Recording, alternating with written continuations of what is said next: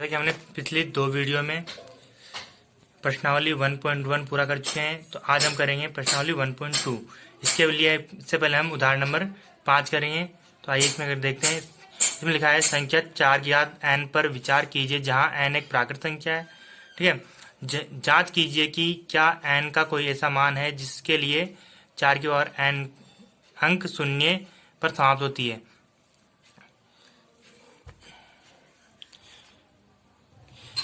क्योंकि हम भी जानते हैं कि अगर 4 की पावर n अगर शून्य पर समाप्त होती है किसी एक ऐसी संख्या पर, तो उसके लिए क्या होगा, ये 5 से विभाजित होगा। अगर ये 5 से विभाजित होगा तो ही ये क्या होगा, शून्य से विभाजित होगा। तो आइए इसके लिए हम करते यहाँ लिखते हैं, ये एक्सरसाइज नंबर 5। ठीक है, यहाँ लिखा है यदि किसी n प्राकृत संख्या के लिए, n क्या है, एक प्राकृत संख्या है, के लिए संख्या 4 की पावर n शून्य पर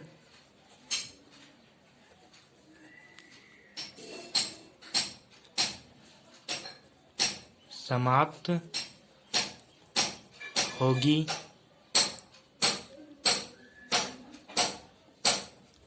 तो वह कैसे होगी, 5 से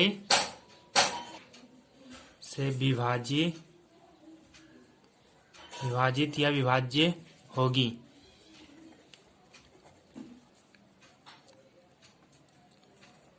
अर्थात 4 की पावर n के अभाज्य गुणनखंड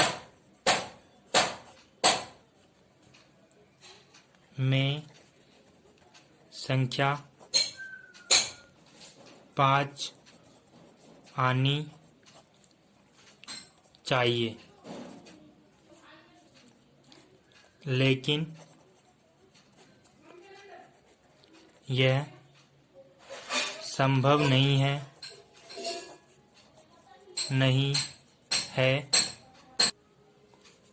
क्योंकि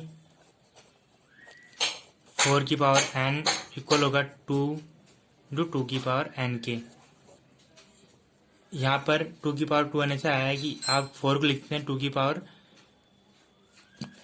तो यहाँ बताता हूँ मैं, आप 4 को लिख सकते हो 2 की पावर 2 के रूप में। ठीक है, अब इसकी क्या है, घात है n, तो इसकी भी घात क्या होगी n, और जब घात की घात हो तो क्या होती है, घातें गुणा हो जाती है। इसको लिखा है 2 की पावर 2n के रूप में। इसी कारण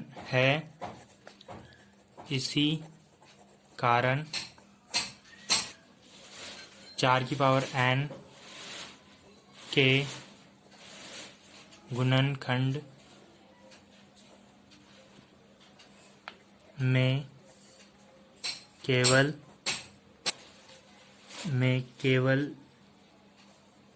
अभाज्य संख्या 2 ही आ सकती है।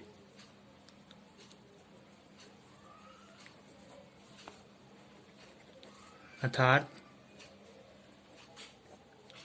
4 की पावर n में n के किसी भी मान के लिए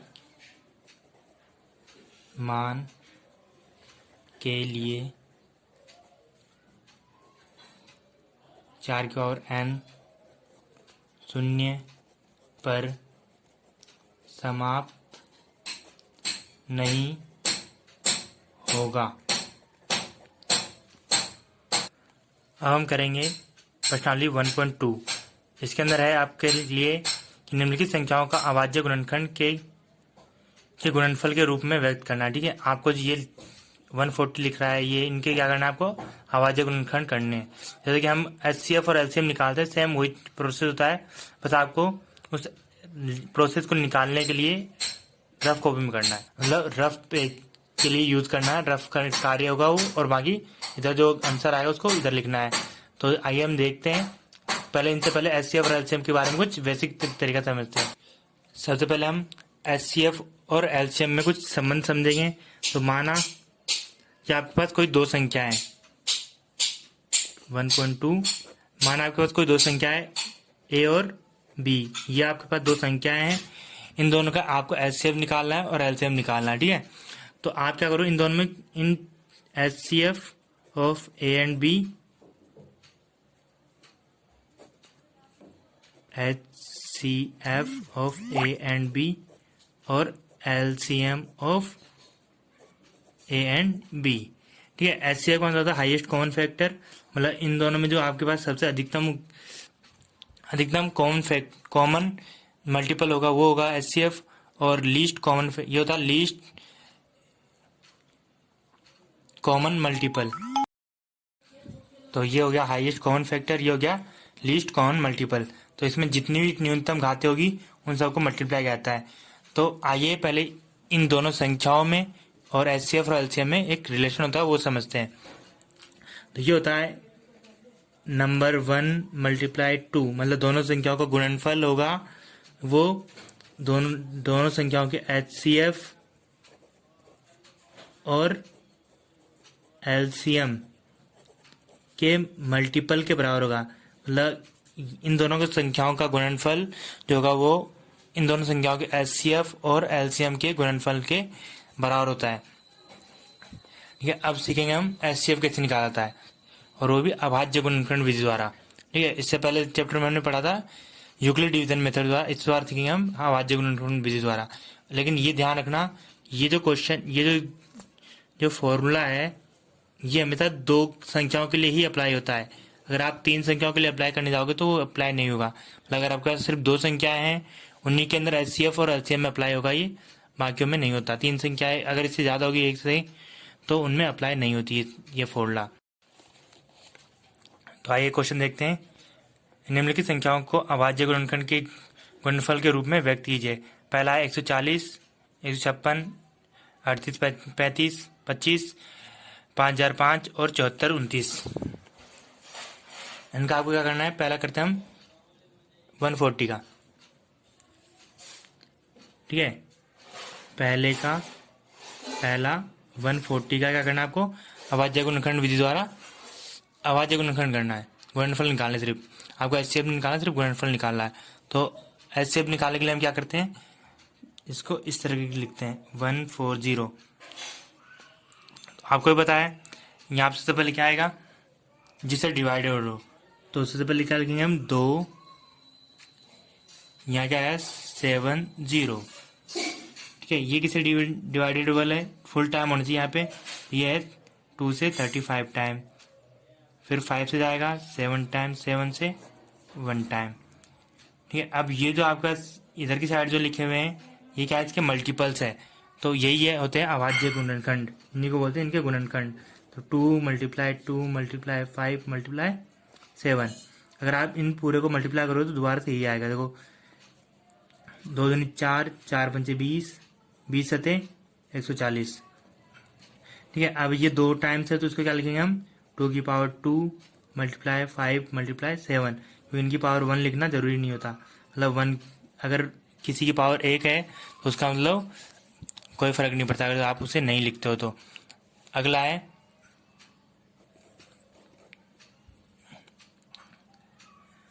156 आपका लेना, मैं कर देता हूँ आपके लिए 3825। ठीक है, क्वेश्चन नंबर 3 करते हैं हम। सेकंड आपको करना है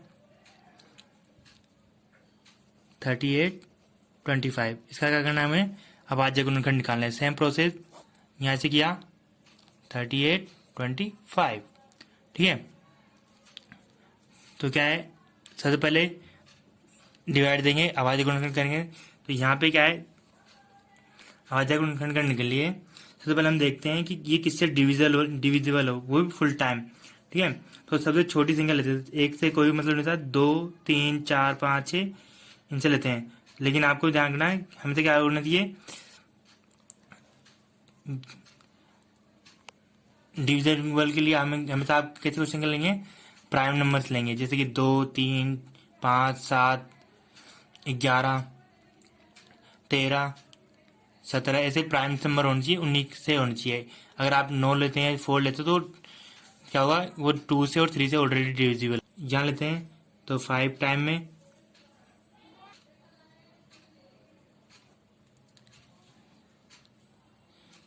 35, कैरी आया 3, यह आया 6 टाइम में 30 और 5। फिर मैंने दिया 5 का, देखो जब तक 5 आ रहा लास्ट में तब तक 5 का जाएगा, ठीक है। तो यह है 1 टाइम में 2, 25, 5 टाइम में 1, 3 टाइम में। अब किस जाएगा ये,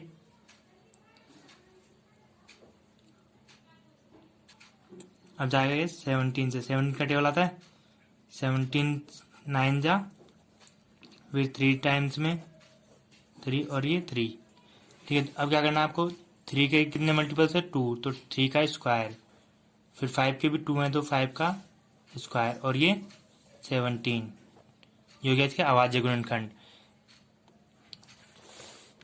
ऐसे ही आपको सेकंड, फोर्थ, फिफ्थ आपको खुद को करना है।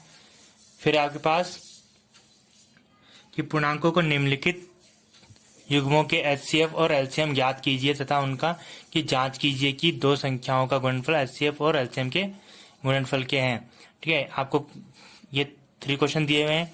इनके सबसे पहले क्या करना है, आपको एचसीएफ निकालने हैं। एचसीएफ निकाल करके आपको इस फॉर्मूले की जांच भी करनी है कि इन दोनों का मल्टीपल जो है वो एचसीएफ और एलसीएम के मल्टीपल के बराबर है या नहीं है, ठीक है। ये क्वेश्चन करते हैं। पहला क्वेश्चन था 26 और 91। क्वेश्चन नंबर सेकंड का फर्स्ट 26 और 91। इसका आपको पहले एचसीएफ निकालना है, फिर एलसीएम भी निकालना है और उसके बाद जांच भी करनी है, ठीक है। अगर एचसीएफ निकालेंगे हम तो दोनों के अलग अलग के तरीके होंगे। जैसे 26 लिखा तो 2 से दिया था, तो पहले यहाँ 13, तो 13 बन जा 13। अब 91 का रखा तो ये किससे आएगा 7 से, 13 टाइम यहाँ 13, तो 26 का तो आया आपके पास क्या 2 मल्टीप्लाई 13 और 91 का आया आपके पास 7 मल्टीप्लाई 13। और जब ये तो एचसीएफ का होगा, एचसीएफ के लिए भी पूरा नहीं आया। अब एचसीएफ का मीनिंग क्या होता है, एचसीएफ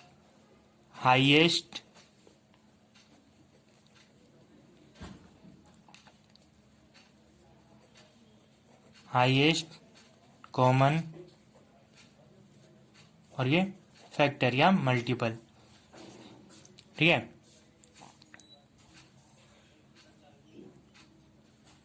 मतलब अधिकतम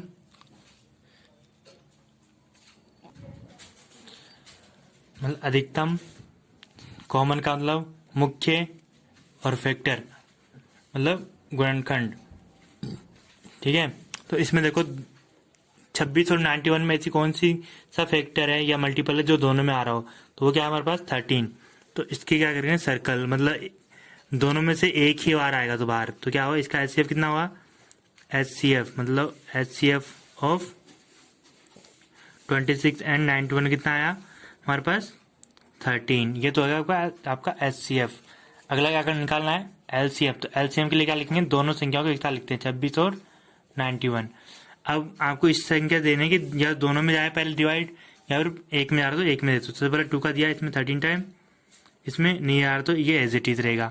फिर उसके बाद लेंगे हम 7 का, ये 13 टाइम, ये 13 टाइम।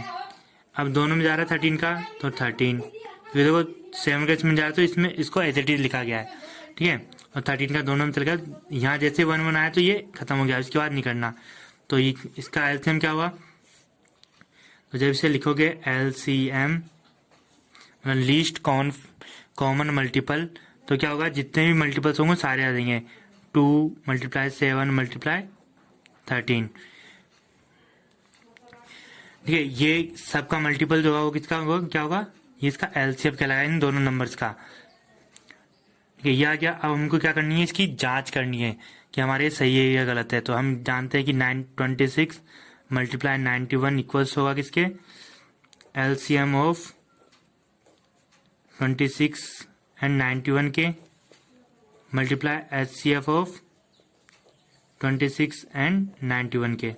ठीक है, तो यहाँ लिखा 26 मल्टीप्लाई 91 इक्वल्स है, इसका एलसीएम कितना है, एलसीएम कितना है हमारे पास 2 मल्टीप्लाई 7 मल्टीप्लाई 13 और एचसीएफ कितना है हमारे पास 13।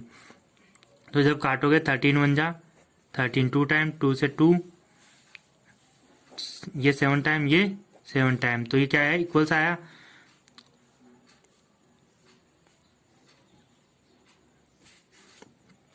तो यहाँ लिखेंगे एस एल एच एस मतलब right hand side equals to R H S right hand side, left hand side equal to right hand side.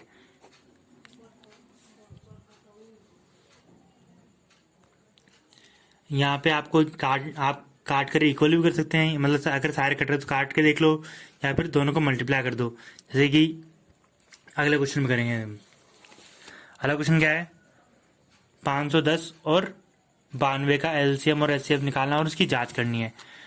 अगला क्वेश्चन है सेकंड 510 और 92 का।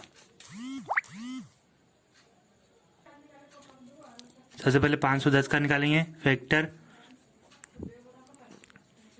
तो देखिए यहाँ लास्ट में क्या आ रहा है 0, ठीक है। तो सबसे पहले अगर 0 से कौन कौन सी चीज़ डिवाइड होती है, एक 2 से और एक 5 से।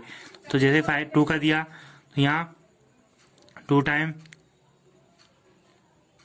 यहाँ 5 और यहाँ पे 5, ठीक है। अब किस जाएगा ये,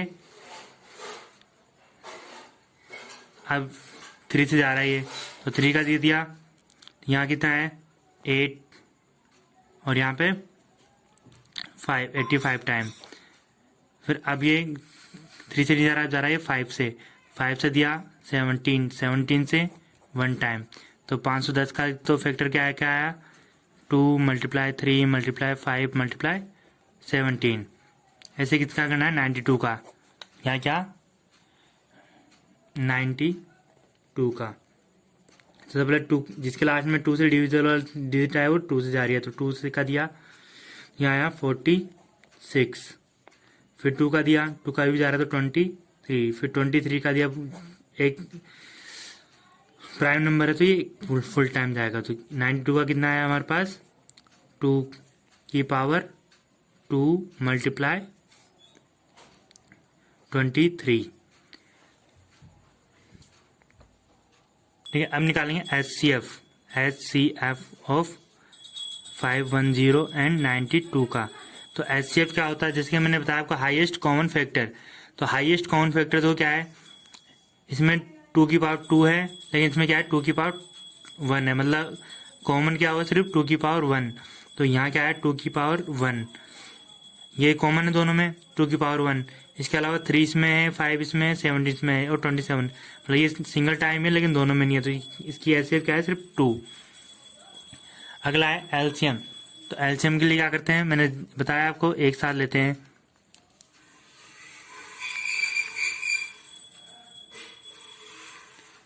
अब एलसीएम निकालेंगे तो सबसे पहले 2 का, यहाँ 2 5 5 दोनों में जा रहा है, जी जा रहा है।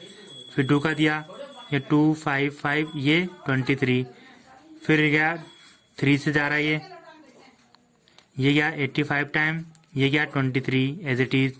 फिर यहाँ गया 5 से, ये तो 17 टाइम, ये 23 टाइम, ये 17 से 1 इधर 23, फिर 23 से जाएगा 2, खत्म हो गया।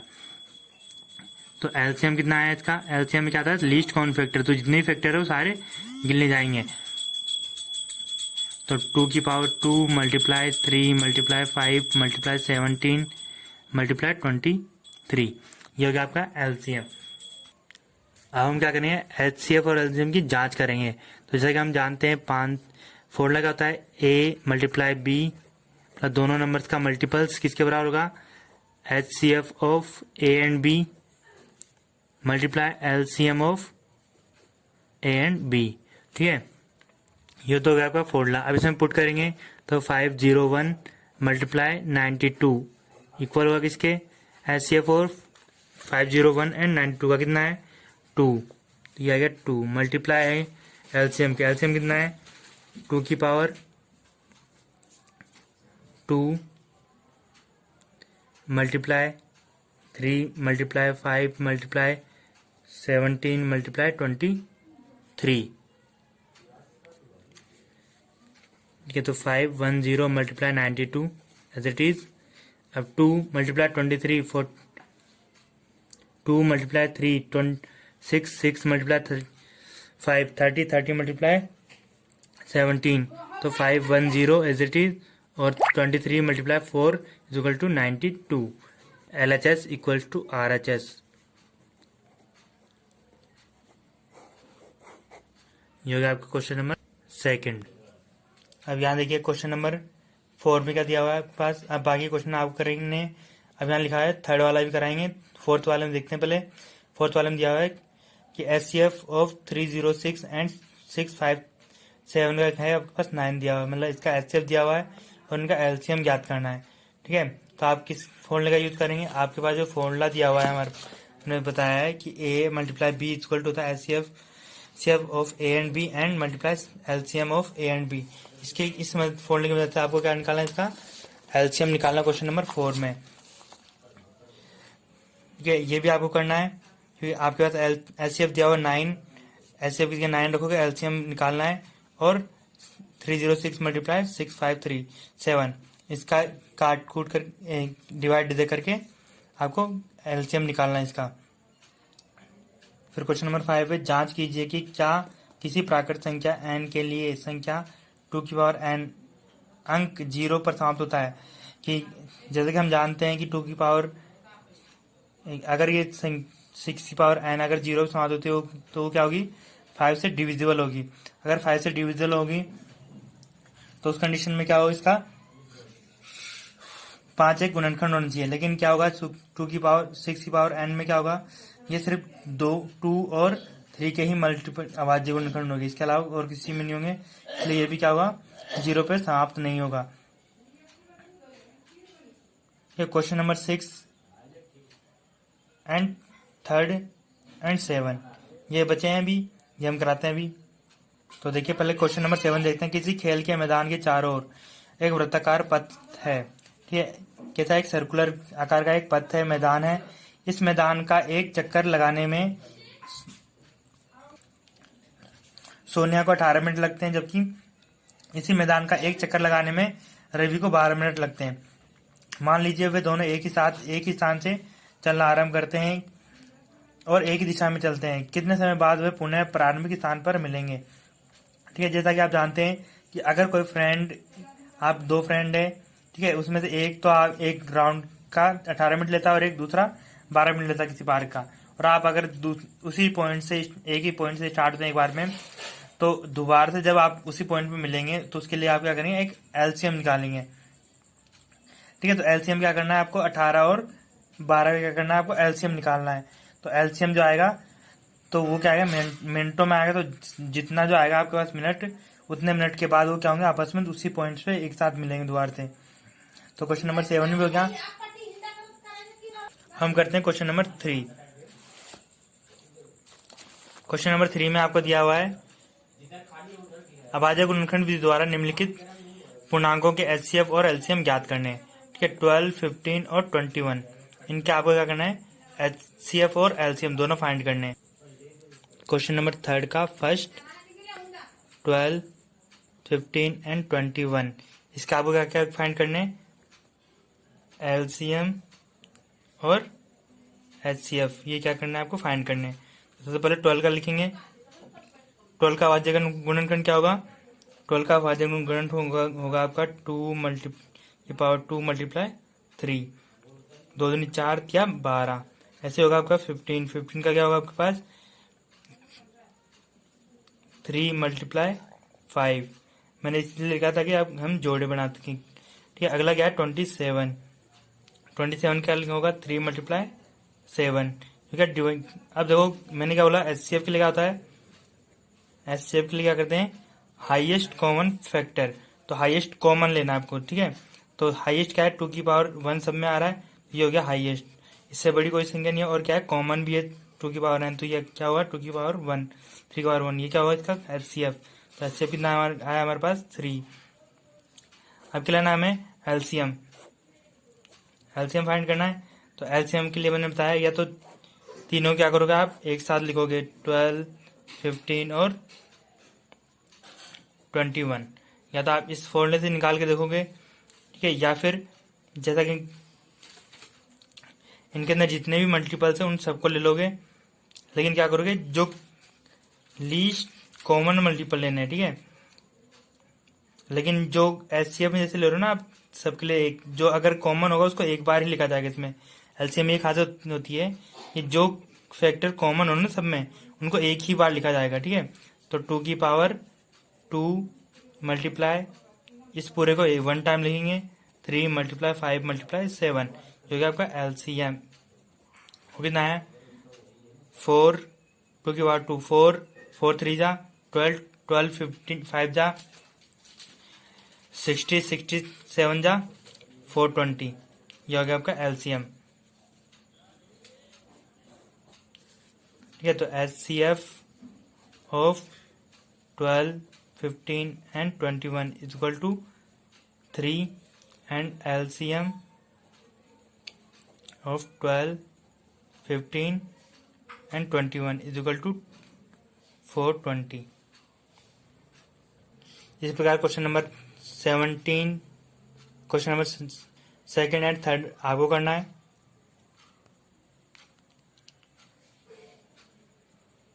अब हम करेंगे क्वेश्चन नंबर 6, ठीक है। व्याख्या कीजिए कि 7 मल्टीप्लाई 11 मल्टीप्लाई 13 प्लस 13 और 7 multiply 6 multiply 5 multiply 4 3 2 multiply 1 plus 5 भाज्य संख्याएं क्यों है, ठीक है। तो इसने बोला कि भाज्य संख्या क्यों है। तो जैसे कि हम जानते हैं कि संख्या दो प्रकार की, एक होती है भाज्य और एक होती है अभाज्य। तो अभाज्य संख्या वो होती है जिसमें केवल उसी नंबर्स का, जो नंबर दिया हुआ है आपके पास, सिर्फ उसी संख्या का डिवाइड जाए और एक 1 का जाए। मतलब सिर्फ जैसे कि आपके पास यहाँ पे दिया हुआ है, सपोज करो यहाँ पे मेरे पास है 12 है, तो 12 में किस का डिवाइड जाता है, एक 4 का, 3 का, 2 का, 6 का और 12 का और एक 1 का खुद का जाता है। तो ये क्या है, एक भाज्य संख्या, क्योंकि इसमें संख्या का स्वयं का और 1 का, इसके अलावा भी अन्य संख्याओं का डिवाइडेशन जा रहा है। तो ये क्या है, एक भाज्य संख्या। अगर ऐसी संख्या जिसमें केवल उसी संख्या का भाग जाए और एक 1 का जाए, तो वो क्या होगा, एक अभाज्य संख्या। जैसे कि 3 क्या है, एक अभाज्य संख्या, क्योंकि देखो सपोज करो 3, 2, 3, 5, 7 ये सारी संख्या कैसी है, एक अभाज्य संख्या, क्योंकि इनमें सिर्फ 2 का लोगे तो आप सिर्फ एक 2 का और एक 1 का ही डिवाइड जाता है, इनके अलावा किसी और का नहीं जाएगा। 3 में भी 3 का और एक 1 का जाएगा डिवाइड, इसके अलावा किसी का जाएगा। 9 में लोगे तो 1, 3 और 9 ये क्या हो गए, इसके 1 और 9 संख्या के अलावा क्या हो गए, एक मल्टीपल हो रहा है। तो इस वजह से क्या है, ये अभाज्य संख्या, ये तो भाज्य संख्या और एक अभाज्य संख्या है, ठीक है। तो यहाँ क्या होगा, जैसे आप इनको मल्टीप्लाई करोगे और उसके अंदर कुछ ऐड करोगे तो क्या होगा, एक भाज्य संख्या बनेगी। जैसे देखते हैं 7 मल्टीप्लाई 11 मल्टीप्लाई 13 मल्टीप्लाई प्लस 13, यही है। तो इस पहले इससे करते हैं। Question number 6, 7 multiply 11 multiply 13 plus 13, जब इसको मल्टीप्लाई करोगे तो आपका आएगा 77 मल्टीप्लाई 13 प्लस 13, 13 7 91 का 9 कैरी आया 9 91 और 9 100 प्लस 13, तो ये कितना है आपके पास 24, ठीक है। तो ये क्या है, एक अभाज्य संख्या, इसमें क्या किसका डिवाइड जा रहा है, तो 1 खुद 1024 का खुद का जा ही रहा है, 1 का भी जाएगा ही जाएगा। उसके अलावा एक कौन सा जा रहा है, 2 का भी जा रहा है, 4 का भी जा रहा है, ठीक है, 8 का भी जा रहा है, 16 का भी जा रहा है। तो ये सारी क्या है, एक अभाज्य संख्या हो गई एक। इसी के अलावा दूसरी कौन सी हमारे पास, 7 मल्टीप्लाई 6 मल्टीप्लाई 5 4 3 2 1 प्लस 5, यही है। अब देखो मल्टीप्लाई करते हैं, 2 1 जा 2 2 2 3 जा 6, 6 4 जा 6 4 जा तो हमारे पास 24, 24 5 जा 24 5 जा हो गया हमारे पास 120, 126 जा 720, 727 जा 5040 प्लस 5। जैसे आप इसे ऐड करोगे तो आपका हो गया 745। तो ये एक तो किसी से एक तो ये खुद 5045 से तो डिवाइड है ही, इसके अलावा एक से डिवाइडेड है, और चूंकि ये क्या है लास्ट में क्या है 5 आ रहा है तो ये 5 से भी डिविजिबल होगा। ठीक है, तो ये क्या है 5 से भी डिविजिबल होगा, तो इसमें क्या है एक अभाज्य संख्या। तो ये दोनों संख्या कैसी है, एक भाज्य संख्या है, क्योंकि ये किससे मैंने बताया कि भाज्य संख्या कौन सी होती है, जो खुद संख्या से और एक के अलावा भी किसी संख्या से भाजित हो। लेकिन अभाज्य संख्या क्या होती है, जो खुद से और एक से ही डिविजिबल हो और किसी से नहीं हो। तो ये हो गया हमारे प्रश्नावली 1.1। अगले चैप्टर में पढ़ेंगे हम चैप्टर नंबर 1.3।